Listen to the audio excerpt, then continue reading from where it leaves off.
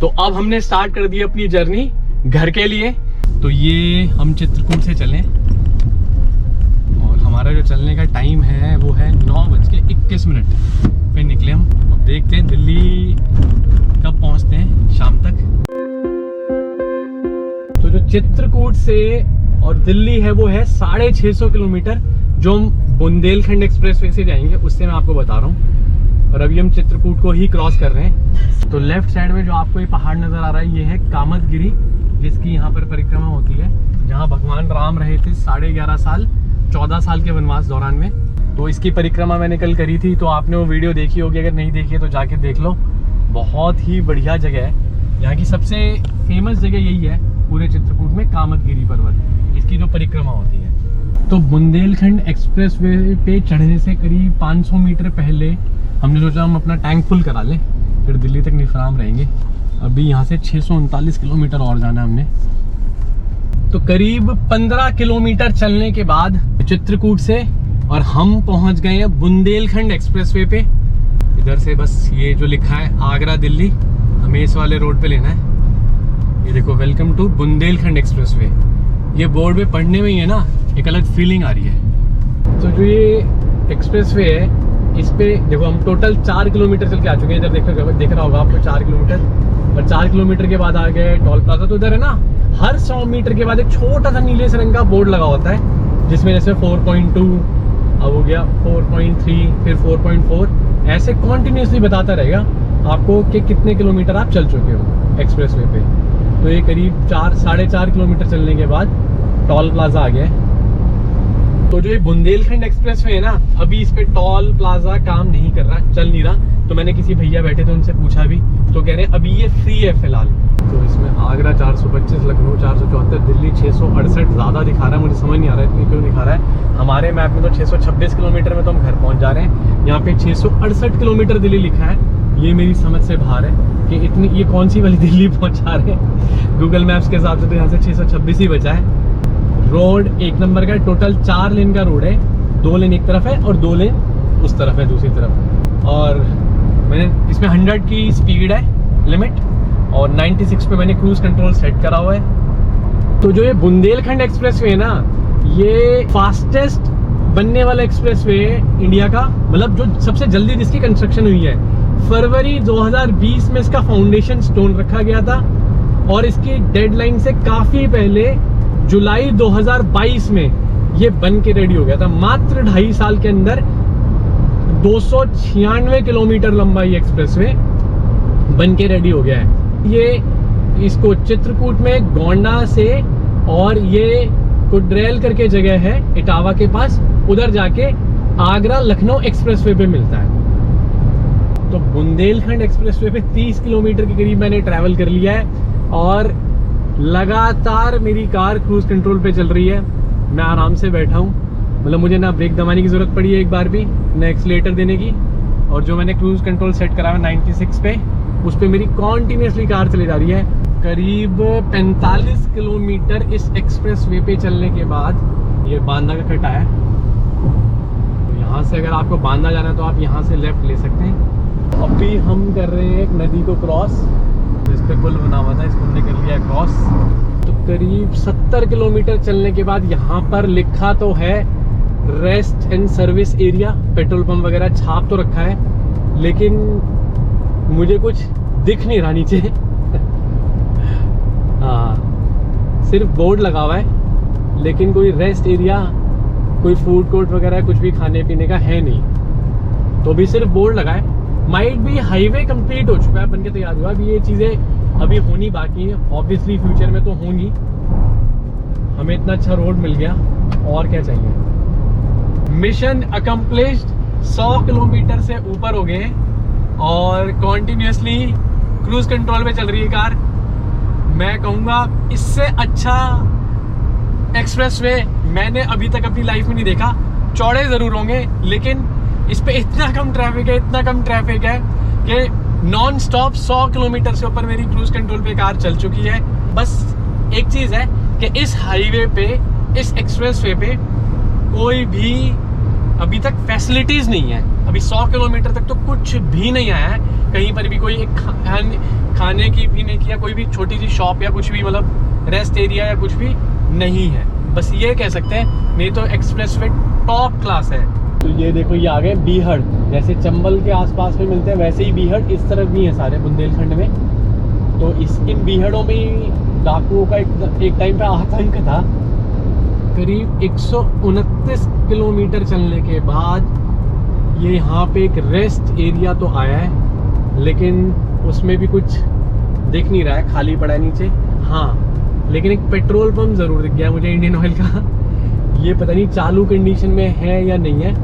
Petrol pump बन चुका है लेकिन चालू ये भी नहीं है, अभी काम चल रहा है उस पर। तो मैं आपको और एक टिप देना चाहूँगा कि अगर आप इस एक्सप्रेसवे पे आ रहे हैं, बुंदेलखंड एक्सप्रेसवे पे चित्रकूट साइड से या किसी भी साइड से, तो आपकी इसमें कार में सफिशिएंट पेट्रोल होना चाहिए, क्योंकि इधर आपको कोई फैसिलिटी अभी फ़िलहाल इस तरीके की अवेलेबल नहीं है। तो अब हम क्रॉस कर रहे हैं बेतवा रिवर को। ये भी बेतवा रिवर। तो ये झांसी का कट आ गया यहाँ पे, और झांसी जाना है तो ये करीब करीब हम चल के आ चुके हैं इस हाईवे पे 173। तो झांसी औरई के लिए कट बनाए, और जो ये नीचे जाके मिलेगा, ये मिलेगा झांसी कानपुर हाईवे पे। करीब 189.6 किलोमीटर चलने के बाद मेरा पहला ये ब्रेक लगा है। क्यों? क्योंकि अब थोड़ा थोड़ा ट्रैफिक शुरू हुआ है इस पे ट्रक्स का। 189.6 किलोमीटर चलने के बाद इस पे मेरा क्रूज कंट्रोल हटा है, तो आप अंदाज़ा लगा सकते हैं कि 2 ट्रक साथ में चल रहे थे, नहीं तो वो उसमें से भी सीधा निकल जाता। वो एक ट्रक को ओवरटेक कर रहा था, तो इसलिए मैं सीधा नहीं निकल पाया। तो इतना भी चलना बहुत बहुत बहुत बड़ी बात है। तो 191 किलोमीटर चलने के बाद, मैंने जैसे बताया, हर 1 किलोमीटर के बाद ऐसा बड़ा बोर्ड होता है और हर 100 मीटर पे छोटे छोटे बोर्ड लगे हुए हैं। तो हमने एक छोटा सा स्टॉपेज लिया। वैसे यहाँ पर कोई रेस्ट एरिया नहीं है, टॉयलेट्स भी नहीं बने हुए। अगर आपको टॉयलेट करना है तो ऐसे ही रोड पे रुकना पड़ेगा। और सबसे बड़ी बात है, एक्सेस कंट्रोल्ड ये हाईवे एक्सप्रेसवे है, क्योंकि ये तो कूद के उस तरफ जाना पड़ता है। ये एक छोटी सी इसमें प्रॉब्लम है, अगर किसी को टॉयलेट आ रहा है, कुछ भूख लग रही है या पेट्रोल डलवाना कार में, तो फैसिलिटीज़ अभी इस पर नहीं है, ज़ीरो है। अभी आ गई है यमुना नदी, उसके ऊपर पुल है, तो उसको क्रॉस कर रहे हैं हम। तो ये यमुना जी के ऊपर है ब्रिज। तो जैसे हमने यमुना नदी का ब्रिज क्रॉस करा है, उसके बाद से ये देखो दोनों तरफ ये आ गए हैं बीहड़ रेवाइंस। तो ये जो कट है अभी हमने क्रॉस किया है नीचे से, हमारे इसके एक्सप्रेसवे के नीचे से गया है grand trunk road, Delhi Kolkata highway, AH1B से कहते हैं। इटावा का कट भी यहीं था पीछे। 281 किलोमीटर चल चुके हैं, तो करीब 3 घंटे में हमने 281 किलोमीटर कवर कर लिए। तो सही है, 3 घंटे में 281 किलोमीटर आप लगा लो, कितनी बढ़िया एवरेज है ये कार की। तो ये आ गया है टोल प्लाजा, इस एक्सप्रेसवे के ख़त्म होने का टोल प्लाजा है। तो जैसे मैंने आपको पहले बता ही दिया था कि टोल टैक्स इस पे है नहीं, अभी चालू नहीं है टोल प्लाजा। ये ऐसे करके बस सीधे निकाल लो। तो ये बड़ी कमाल की बात है कि हम लगभग 300 किलोमीटर फ्री में चले हैं इस एक्सप्रेसवे पे, और करीब ये पूरा हमारा ये 3 से 3.25 घंटे में आप पूरा बुंदेलखंड एक्सप्रेसवे क्रॉस कर जाएंगे आराम से नॉन स्टॉप में। और करीब 294 किलोमीटर टोटल हम चले हैं बुंदेलखंड एक्सप्रेसवे पे।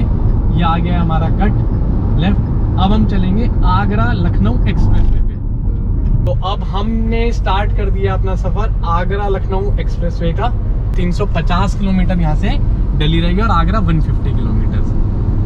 तो अब ज़्यादा नहीं है हमारे घर का डिस्टेंस, और घंटे दिखा रहा है 4 घंटे 32 मिनट। तो जो बुंदेलखंड एक्सप्रेसवे है वो टोटल 4 लेन का है, 2 लेन एक तरफ, 2 लेन एक तरफ। ये है टोटल 6 लेन का एक्सप्रेसवे। जो आगरा लखनऊ एक्सप्रेसवे है इसमें 3 लेन एक तरफ है, 3 लेन एक तरफ है, तो इससे चौड़ा है ये। लेकिन ये है कि इस पर ट्रैफिक ज़्यादा है, उसके कंपैरिजन में तो ट्रैफिक बिल्कुल ना के बराबर ही था। ये आगरा लखनऊ एक्सप्रेसवे पे आपको ऐसे स्पीड के कैमरे देखने को मिल जाएंगे काफ़ी। इसमें मेरी स्पीड कितनी 77 आई है। वैसे 3 या 4 किलोमीटर कम ही आती है इसमें स्पीड जो आपकी चल रही होती है कार की।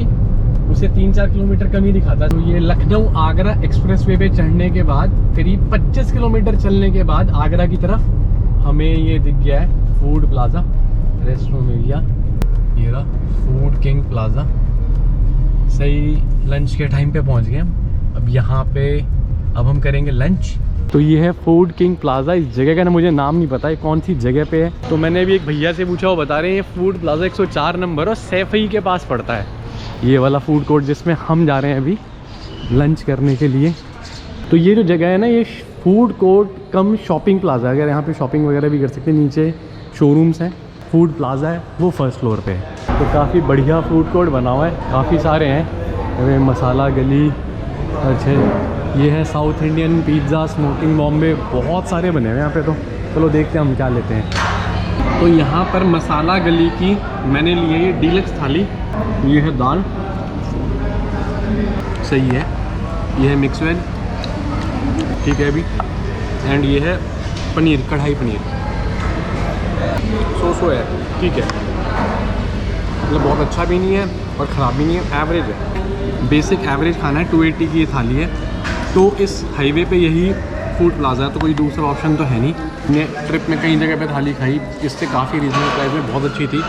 बहुत बहुत बहुत एवरेज खाना है, मैं ख़राब नहीं कहूँगा, लेकिन ठीक है, पेट भरने के लिए तो ठीक है। ऑन द वे मुझे उम्मीद इससे बेटर की थी। तो हम यहाँ फूड कोर्ट से अब निकल गए हैं अपने घर के लिए, और यहाँ से अभी 314 किलोमीटर का और रास्ता बचा अभी हमारे घर का। जो ये एक्सप्रेस वेज होते हैं ना, इनका एक फ़ायदा तो है कि डिस्टेंस बहुत जल्दी कवर हो जाता है और ड्राइवेबिलिटी बहुत इजी होती है, थकान कम होती है। लेकिन पर्सनली मेरे हिसाब से ना, इसका एक मुझे पर्सनली जो एक इसका नेगेटिव पॉइंट लगता है, वैसे वो नेगेटिव पॉइंट है नहीं कि ना, जैसे हम रोड ट्रिप करते हैं तो हम रोड ट्रिप में एक्चुअल में क्या होता है, रियल इंडिया देखना चाहते हैं। तो इन एक्सप्रेस वेज पे आपको रियल इंडिया नहीं देखने को मिलता, क्योंकि इसके अगल बगल में कोई बीच में रास्ते में शहर आते ही नहीं है, क्योंकि एक्सेस कंट्रोल होते हैं और ग्रीनफील्ड एक्सप्रेस वे होते हैं, खेतों खलिहानों के बीच में से निकलते हैं। लेकिन जो हम पुराने नेशनल हाईवेज पे जाते थे तो उसमें बीच बीच में शहर आते थे, तो देखा उसका जो कल्चर और वो सारी चीज़ देखने को मिलती है ना अलग अलग जगह की, उसकी एक फील अलग है। बस वो चीज़ मैं एक्सप्रेस वेज पे मिस कर रहा हूँ। तो वैसे लगभग 400 किलोमीटर हम चल चुके हैं और अब सामने ब्रिज आने वाला है जिसके नीचे से बह रही है यमुना जी। ये आ गया है फतेहाबाद और फिरोजाबाद, अगर किसी को जाना हो तो उसका कट आ गया है। और यहाँ से 27 किलोमीटर मेरे ख्याल से रह गया है आगरा। तो ये टोल गेट आ गया है लखनऊ आगरा एक्सप्रेसवे का। ये आगरा और लखनऊ एक्सप्रेसवे पे हमें लेना है ये राइट साइड में। एंड आगरा अगर आपको जाना है तो ए पॉइंट से अगर आप लेफ़्ट चले जाएंगे तो सीधे रोड जाएगा आगरा, जो लेफ़्ट गया है। और ये सीधे जो रोड है ये आगे घूम के मिल जाएगा अपने आगरा और दिल्ली यमुना एक्सप्रेसवे पे। तो ये हमारा टोल प्लाज़ा आ गया है यमुना एक्सप्रेसवे का।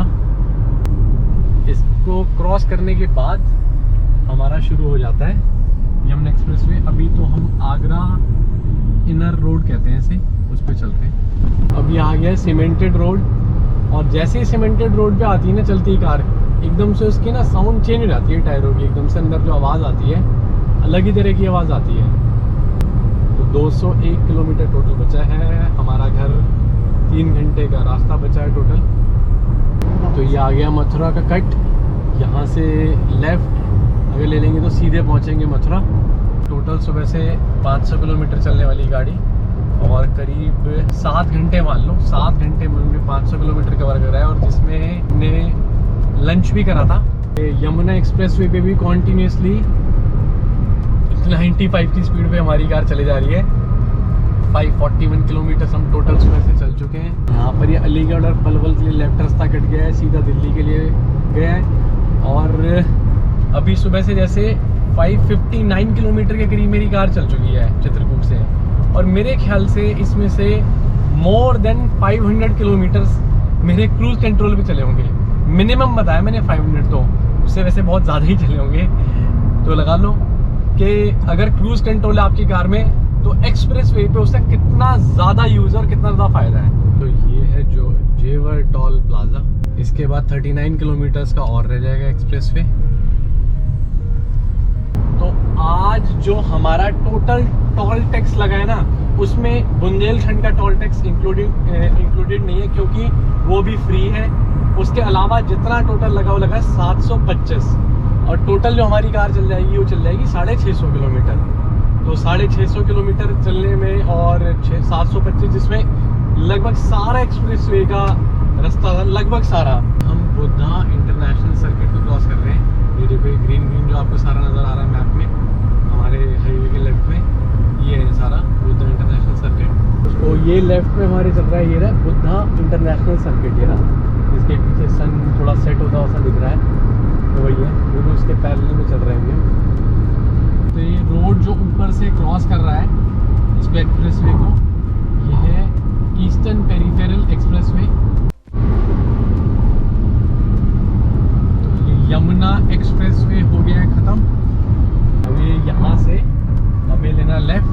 अगर सीधे चले जाएंगे तो ग्रेटर नोएडा पहुँच जाएंगे, और ये लेफ्ट लेंगे तो ग्रेटर नोएडा रोड आ जाएगा। और अभी हम चित्रकूट से टोटल 608 किलोमीटर चल के आए। तो 608 किलोमीटर के बाद ये एक्सप्रेसवे, यमुना एक्सप्रेसवे ख़त्म हो जाता है। जितने भी मतलब लगा लो, बुंदेलखंड और ये आगरा और लखनऊ वाला पकड़ा था, फिर उसके बाद आगरा दिल्ली वाला, वो यहाँ पे ख़त्म होता है। 608 किलोमीटर टोटल हम चले हैं। और ये आ गया अपना, इस पर 80 की स्पीड है, जो ये वाला है ग्रेटर नोएडा वाला जो एक्सप्रेसवे है। तो ये नोएडा के स्काई स्क्रेपर्स आने शुरू हो गए हैं। ये पहचान है कि हम अब दिल्ली के बहुत करीब हैं। और ये जो ग्रेटर नोएडा से नोएडा वाला ये एक्सप्रेसवे है, ये भी बहुत अच्छा है। बस ये कि इस पर स्पीड लिमिट 80 की है। अब हम क्रॉस कर रहे हैं DND फ्लाईओवर। ये यमुना जी बह रही है हमारे नीचे। काफ़ी दूर तक हमारा साथ रहा है इस ट्रिप में यमुना जी का। और अभी हम अपने घर से करीब 10 किलोमीटर दूर हैं। तो ऑलमोस्ट ये लगा लो कि इसको क्रॉस करते, DND को क्रॉस करते ही दिल्ली के अंदर एंटर कर जाते हैं चित्रकूट से। और यहाँ तक 635 किलोमीटर मान लो, मोटा मोटा 634.4 हुआ है। 635 किलोमीटर हम चल चुके हैं। रामघाट से यहाँ तक पहुँचने में हमें करीब 9.5 घंटे लगे हैं, जिसमें हमने लंच करा दोपहर को और शाम को एक चाय की चुस्की ली थी, उसमें तो 10 ही मिनट लगाए थे। तो 9.5 घंटे में रामघाट से और हम दिल्ली के अंदर एंटर कर चुके हैं। 635 किलोमीटर कवर कर लिए हमने। बहुत ही बढ़िया इसको मैं टाइम कहूँगा कि इतने कम टाइम में। रीज़न भाई एक्सप्रेसवे इतने अच्छे हो चुके हैं। और टोटल हमारा जो टोल टैक्स लगा है वो लगा है 725 रुपीज़ का। बहुत ही अच्छा हमारा ये ट्रिप रहा ओवरऑल। इसमें हम टोटल जो चले हैं, टोटल अगर आपने हमारे स्टार्टिंग से व्लॉग देखे तो हम टोटल इस ट्रिप पे चल चुके हैं 1840 किलोमीटर। और हमारा ट्रिप जो था दिल्ली से था पहले वाराणसी, देन वाराणसी प्रयागराज से चित्रकूट से अब दिल्ली वापस। उसमें हम टोटल 1840 किलोमीटर का हमारा सफ़र तय हुआ है। तो मैं यही कहूँगा, अपनी सीरीज़ को अब मैं यहीं ख़त्म कर रहा हूँ। और ये हमारा लास्ट डे था चित्रकूट से दिल्ली। ये वीडियो आपको कैसी लगी ये भी ज़रूर बताएं। और हमारा ओवरऑल अगर आपने पूरी सीरीज़ देखी है तो उसमें भी हमें कमेंट करके ज़रूर बताएं कि आपको क्या अच्छा लगा और क्या अच्छा नहीं लगा, ताकि हम अपने नेक्स्ट व्लॉग्स में उन चीज़ों को इम्प्रूव कर सकें। तो मिलेंगे आपसे अब एक नई जर्नी में, नए सफ़र के साथ। तब तक के लिए goodbye and take care.